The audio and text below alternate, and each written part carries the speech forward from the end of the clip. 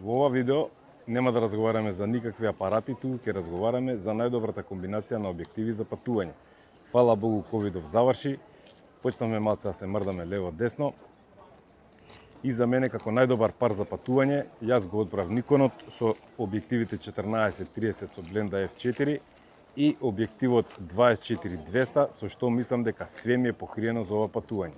Зашто се овие објективи добар пар, може да дознаете доколку продолжите да ме гледате. Ти кликнете еден subscribe.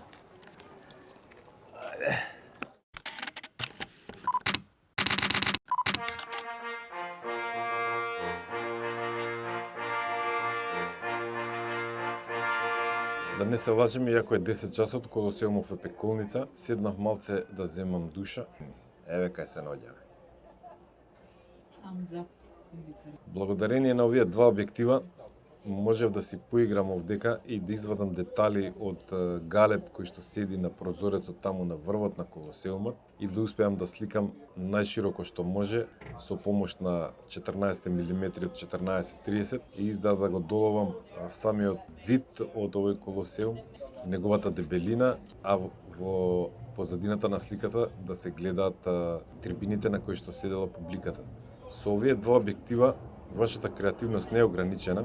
Ова е најширокиот крај кој што ви стои на располагање, тоа се 14 мм и како што може да видите во квадратчето што се зголемува е максималното зумирање од 200 мм. Ова се 100% од галебот кој што седеше таму горе над зидините. Помине еден хеликоптер. За почеток, објективот 24-200 е повеќе од доволен за сите собственици на фотоапарати со голем сензор. Јас бев пријатно изненаден од неговите оптички перформанси и верувајте ми дека на сите мои патувања ова е објективот што ќе биде закачен за мојот апарат. Во Колосеумот и форумот не смеете нигде да лежите, да се качувате, да скокате по рушевините и затоа флексибилноста која што ја имав со објективот 24-200 ми овозможи да ги направам композициите кои што ги сакав и ги замислував и ми овозможи да фотографирам на места за кои што со објективот 24-120 немаше да можам да фотографирам или ќе требаше да корпирам, односно немаше да може да направам голем принт. За мене мотив беа булките и рушевините, кои што беа многу интересна комбинација. Сакав да кажам дека сепак на крај природата победува. Ова се стандардните вредности кои што ги покривате со широкоаголниот објектив 14-30 и повеќе од доволно. Верувам дека ова е победничката комбинација на објективи за патување, без разлика дали станува збор за Nikon, Canon или Sony, меѓутоа за оптичките перформанси на Canon и на Sony можам да зборам од кога ќе тестирам некои од нивните објективи. Се наоѓаме кај шпанските скали. Замислите да требаше да ги качувате со 10 кг опрема на вас, најверојатно до пола ќе стигневте. За разлика од 10 кг опрема, со помош на овие два објективи, вие не тежите повеќе од 2 кг и лесно може да се движите низ гужви во Рим. Порано, кај овие објективи универзални, главен проблем беше тоа што кога имаше послаби светлосни услови, односно како сега кога се стемнува, им беше проблем да фокусираат. Можам да кажам слободно дека конкретно кај овој објектив 24-200 од Nikon таков проблем до сега, барем со овие светлосни услови, не сретнав.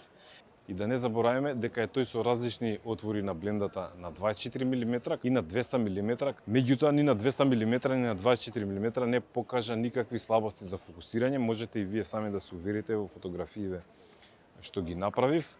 И можам да ви кажам дека и благодарение на неговата стабилизација на слика, може да снимате и на многу помали брзини и на 200 мм. Ова се фотографиите кои што ги направив со 14-30.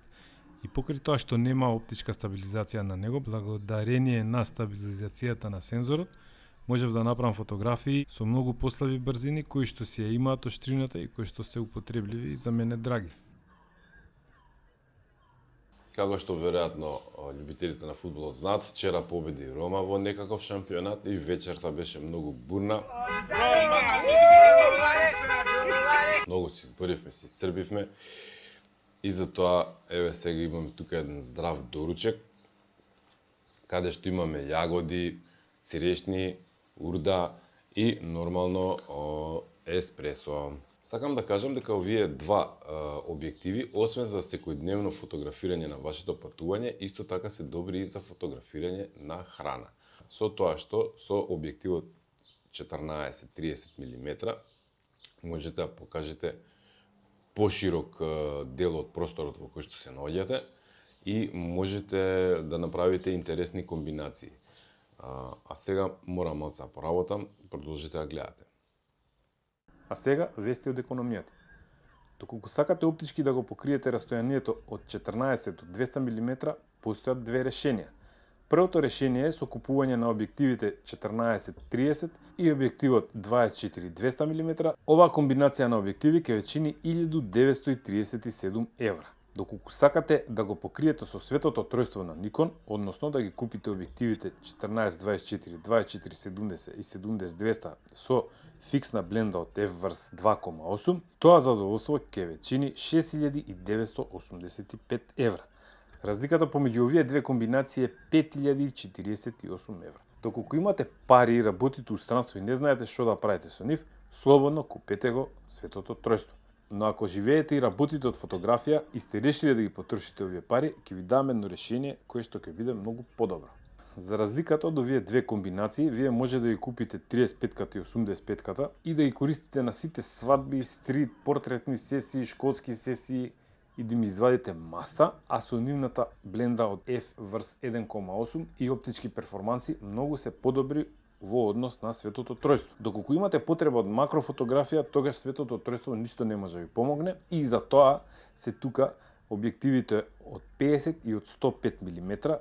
Значи, за сума од 3329 евра сум купил 4 објективи плюс и ми остануваат 1719 евра.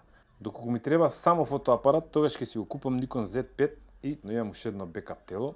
Меѓутоа, доколку како и сите во последно време се занимавате и со видео, тогаш ќе додадам уште 219 евра и ќе го купам Nikon Z6 Mark II и ќе имам непобедлива комбинација за било која ситуација во која што може да се најдете професионално, а и приватно, освен ако не сликате птици.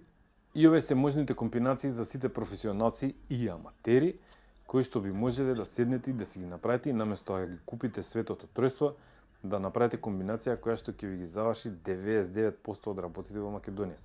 А сега е време за временската прогноза. За крај на ова видео сакам да ви кажам која е опремата што ја носам со мене и зашто ја носам баш таа опрема. Како прво се одлучив за Nikon Z7, бидејќи со неговите 45 мегапиксели ми овозможува да направам големи принтови од фотографиите кои што ќе ги направам на моите патувања, како на пример од Колосеумот. Втора работа се објективите 14-30 и објективот 24-200, бидејќи тој во себе има стабилизација на слика. Да им се заблагодарам на Велијан Јагев и на Владимир Арсовски за тоа што ми ги позајмија нивните објективи за ова патување. Друга работа која што ја носам со себе секогаш, тоа е поларизатор и обично го земам најголемиот поларизатор кој што го имам со мене. Следна работа која што ја носам со себе на ова патување, тоа е еден мал блиц, конкретно од Godox, кој што ми овозможува да го надополнам амбиенталното светло или да си направам некоја фамилиарна фотографија, каде што ќе се додаде живот и динамика во самата фотографија. Работа која што не смете да заборавите, тоа е полначот и две батерии, затоа што ќе имате фотографии само за 2-3 дена. На секое патување обавезно носам две мемориски картички, бидејќи не знаете, можеби ќе завршите работа и со една, меѓутоа добро да си има две и фотографирам во RAW формат, со што сум пофлексибилен доколку сакам да направам корекција на бело или нешто да осветлам или да потемнам. Носам со мене и еден ND филтер со вредност 32, што ми овозможува моите видеа да бидат малце пофилмски, односно на поголема светлина, да можам да користам помала бленда. Кога се наоѓате кај вакви монументи, некогаш сакате и навечер да направите некоја фотографија и затоа не е лошо да носите со себе едно мало стативче. Имам повеќе торбици кои што ми се практични за патување, меѓутоа сега во ова патување ја носев опрема и за фотографирање и за снимање на ова видео. И затоа се решив за тахој ранецот, у кој што може да ставите два објектива и блици, да ви остане место за резервна мајца, за сендвич некој, од страната може да ставите вода и новчаникот ви е добро осигуран бидејќи се наоѓа во внатрешен џеп кој што е горе и на пример ако некој сака да ве оплечка ќе треба да се помачи, мислам не дај Боже. И сега ги чекаме овие чичковците карабинери да поминат за да продолжиме со нашиот муавет. Користам ремче од Pikes Peak, имав јас и од Lovepro, но се искина. Него го користам бидејќи може многу брзо да го откачите од апаратот и да не го носите апаратот обесен околу врат или да ви се влече ремчето по вас каде што може да го закачите у таа гужва на некого и некој да ве повлече. Од овој производител носам и еден мал држач за на рака, не знам како би го нарекол тоа, со кое што апаратот ми е присвртен за мојата десна рака и не може да се случи некој случајно ако ми го бутне да се лизне или да ми испадне од рака додека фотографирам.